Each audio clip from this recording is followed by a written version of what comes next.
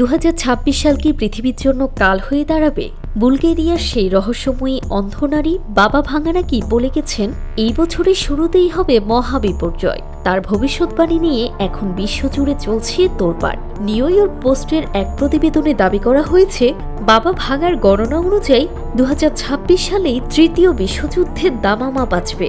শুধু তাই নয়, এই বছরেই নাকি ভিনগ্রহের প্রাণী বা এলিয়েনদের সাথে মানুষের প্রথম যোগাযোগ স্থাপিত হবে। এছাড়া ভয়াবহ ভূমিকম্প, আগ্নেয়গিরির অগ্ন্যুৎপাত এবং ইউরোপে সংঘাতের জেরে বিশ্ব অর্থনীতি পুরোপুরি ধসে পড়ার হুঁশিয়ারিও দেওয়া হয়েছে তার নামে।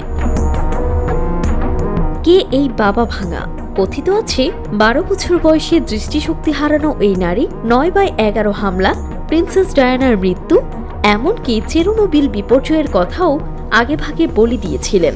1996 সালে মারা গেলেও তার ভবিষ্যৎবাণী নিয়ে এখনও মানুষের কৌতূহল তুঙ্গে। তবে বিশ্লেষকরা এসব দাবিকে খুব একটা পাত্তা দিচ্ছেন না। তাদের মতে বাবা ভাঙার নিজের লেখা কোনো প্রামাণ্য দলিল নেই। আগেও তার 2010 সালে বিশ্বযুদ্ধ বা 2025 সালে এলিয়েন আসার ভবিষ্যৎবাণী মিথ্যা প্রমাণিত হয়েছে।